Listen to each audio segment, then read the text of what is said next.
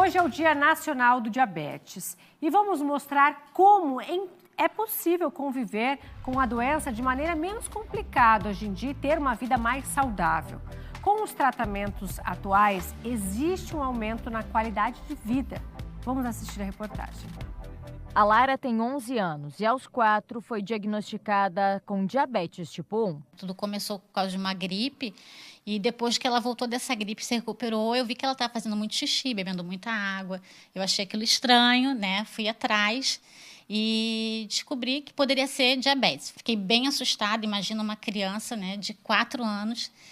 E eu achava que era só tomar um remedinho e ir para casa, né? Mas não, aí o médico falou que era diabetes tipo 1 e que, diferente do diabetes tipo 2, ela ia precisar fazer a reposição do hormônio insulina, né? Após a confirmação do diagnóstico, os cuidados com quem tem diabetes tipo 1 são diários. A Lara, antigamente, utilizava essa agulha, onde ela recebia as doses de insulina. Mas, graças à tecnologia, a vida da Lara ficou muito melhor. A gente tem agora a bomba de insulina, né, com o sistema de pâncreas artificial. Então, já não tem mais aquelas múltiplas aplicações de insulina que eram 6 vezes ao dia. E agora é só através do aparelho ali que ele aplica basicamente sozinho. A Lara tem um aparelho no braço que, com o sistema, mede o nível de glicemia, que envia direto os dados para o celular.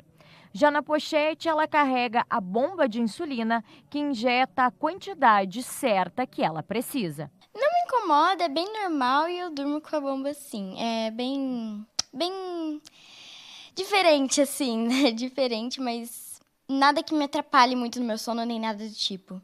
É bem tranquilo? É bem tranquilo. No colégio, assim, de vez em quando tem educação física, eu vou na orientação da escola, né, ou na direção, pauso ali a bomba, fazendo com que ela não aplique insulina para nada. A bomba de insulina, eu, com a ajuda de amigos e familiares, eu fiz rifa, vaquinha online, para poder comprar, né? Porque ela tem um alto custo. Depois eu entrei com um processo judicial e agora eu consigo todos os insumos através do Estado. O Brasil é o 6º país em prevalência de diabetes no mundo, com mais de 20 milhões de pessoas com a doença. Em Santa Catarina, foram registrados 2.486 óbitos em 2023. No mesmo ano, foram realizadas 8.054 internações hospitalares no estado, casos que aumentaram após a pandemia. Provavelmente porque na criança, como é um quadro imunológico, a própria infecção, o organismo, ao se defender dessa infecção, acaba criando anticorpos contra as células do pâncreas e destrói essas células. E a partir daí, a criança desenvolve diabetes. E outras vezes, a ação direta do vírus na própria célula prova um processo inflamatório com destruição e o desenvolvimento do diabetes. A diabetes tipo 1 não tem cura. Em Santa Catarina, há tipos de insulina que são disponibilizadas para quem tem a doença. Hoje, a nível de Estado, de Ministério de Saúde, nos pacientes insulino dependente, nós temos 2 tipos de insulina. Uma insulina que você aplica antes de todas as refeições, que nós chamamos de insulina rápida.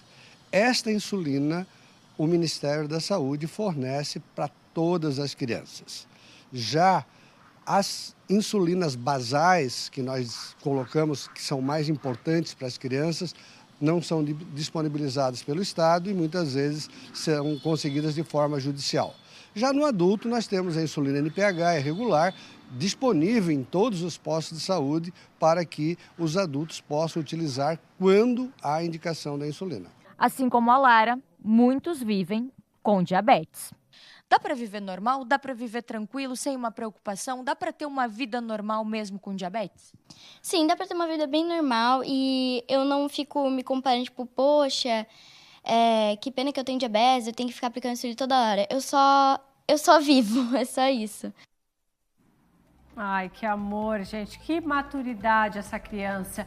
E para discutir mais sobre o diabetes, a médica endocrinologista Karina Morelato está conosco aqui no estúdio. Boa noite, obrigada por aceitar nosso convite. Boa noite, Gabi, boa noite a todos. É um prazer estar aqui conversando com vocês. A gente percebeu na reportagem uma criança que foi diagnosticada com diabetes. Quais os sintomas, como fazer para prevenir a pessoa de ter diabetes? Bom, a gente sabe que o diabetes costuma ser uma doença silenciosa, principalmente no início, nos estágios iniciais. Mas alguns sintomas chamam a atenção para a doença, principalmente uma sede excessiva, idas muito frequentes ao banheiro, principalmente para fazer xixi, urinar, mal-estar, tontura, uma turvação visual e uma perda de peso, falam a favor do diagnóstico de diabetes. E é comum diabetes em crianças?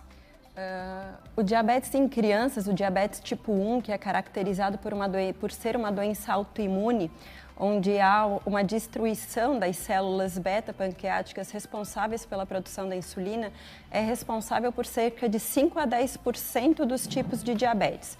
O tipo de diabetes mais prevalente que a gente tem é o diabetes tipo 2, onde a principal característica é a resistência ao hormônio da insulina.